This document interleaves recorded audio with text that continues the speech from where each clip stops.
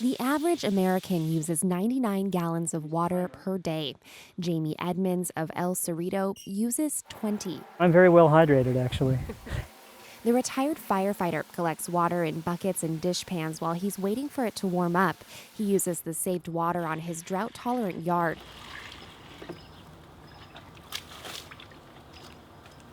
His new faucet aerator gets the job done with less water.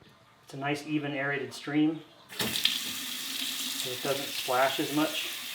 Outside, two 33-gallon barrels catch rainwater. 1,000 square foot of roof, if you can catch all the rain that falls on that, with 1 inch of rainfall, you'll catch 600 gallons. And a trip up the ladder to the roof reveals a plain of stark white rubber. Instead of having asphalt or rocks or a bunch of sand on there that can trap a lot of dirt, this washes off really quickly and sheds all the water pretty efficiently into the rain barrels.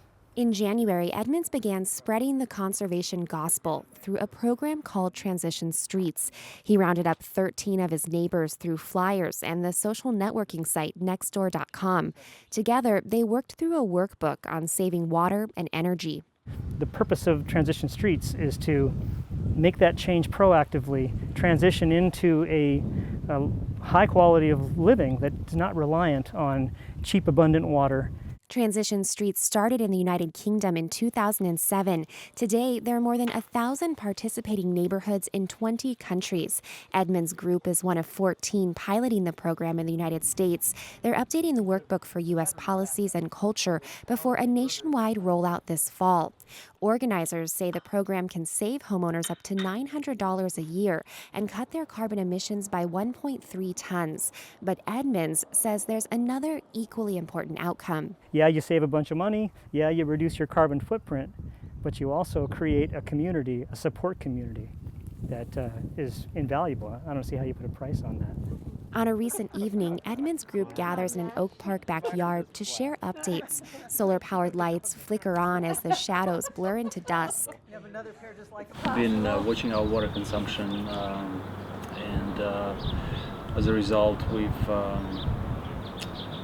been retrofitting our fixtures inside the house. I had a little tiny garden, so I have very fresh lettuce now. Did an attic fan in between the combination of the two. It really cools things down during the summer. Edmund's wife, Leslie, says she believes this kind of exchange is more effective than a state mandate or fine. Knowing your neighbors is essential. I mean, that's part of our plan, is to devise ways to meet everybody and engage people, because it's where you start the conversation. This stuff is not going to happen from the top down. It's going to happen neighbor to neighbor. Indeed, group members say meeting like-minded neighbors gave them the push they needed to, say, replace their incandescent light bulbs. Some say it even gave them the courage to do something drastic, like rip out their lawn.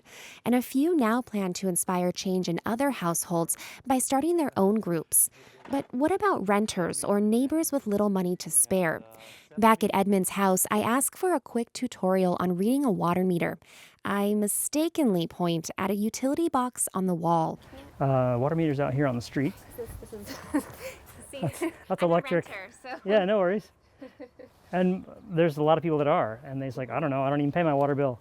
You know, they don't have to think about it. Edmonds heads over to the sidewalk where he lifts a cement lid to reveal the water meter. He then rattles through one of the lessons in the Transition Streets workbook. The little blue triangle here is your leak indicator.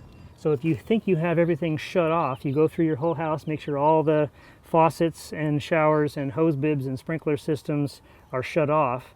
If you come out here and see this thing moving very slowly, maybe fast, it tells you you have a leak somewhere in your system. Edmonds says Transition Streets is for homeowners and renters alike because it's not about expensive retrofits. It's about awareness. Because you can't manage what you don't measure. Megan Burks, KPBS News.